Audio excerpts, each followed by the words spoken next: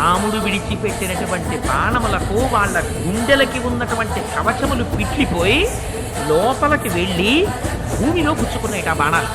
గుచ్చుకుని భూమిలోకి వెళ్ళిపోతే నెత్తురు ఓడిపోతూ పెద్ద పెద్ద నోళ్లు తెరిచి కేకలేస్తూ 14 మంది భూమి మీద పడి పడిచిపోయారు. చూసింది సూపర్. పెద్ద నోరు తెరిచి పెద్ద పెద్ద అరుపులు కేకలతో మళ్ళీ వెళ్ళి గభాల పడిపోయింది. పడిపోయేటప్పటికీ ఈయన మళ్ళీ చూశాడు, ఇడు ఇలా గభాల మళ్ళీ పడిపోయింది అనుకున్నాడు. అనుకుని ఇప్పుడే కదా 14 మందిని పంపించాను నీ ముక్కు చెవులు కోసిన వాళ్ళని చంపమని, మళ్ళీ వచ్చి ఇలా పడిపోయావు, నీకేమైందని అడిగాడు. అడిగితే ఆవిడంది, పంపించావు లేవయా 14 మందిని రామలక్ష్మణుల్ని చంపమని, వాళ్ళే మామూలు వాళ్ళు అనుకుంటున్నావా? అపారమైనటువంటి తేజోమూర్తులు 14 మందిని ఒక్క క్షణంలో చంపేస్తున్నారు శంకరాముడు. నువ్వు ఏదో రాముణ్ణి చూస్తే చాలా తేలిక అనుకుంటున్నావు.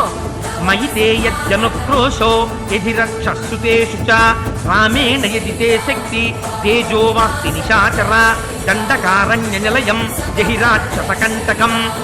నిజంగా నీకు రాముణ్ణి ఎదురించే శక్తి ఉంటే నీ దగ్గరున్న కింకరుల్ని 14 మందిని పంపించడం కాదురా, నువ్వు బయలుదేరి యుద్ధం చేసి దండకారణ్యంలో రాక్షసులకి కంటకుడిగా అయిపోయాడు ఇవాళ రాముడు. ఆ రాముణ్ణి సంహరించు. నువ్వు కానీ బయలుదేరి రాముణ్ణి సంహరించడానికి వెళ్ళలేదో, యది రామం మమామిత్రం నత్వమధ్యవదిష్యసి తవ చైవగ్రత ప్రాణాం త్వక్ష్యామి నిరపత్రత అని, నువ్వు రాముణ్ణి చంపడానికి వెళ్ళకపోతే నీ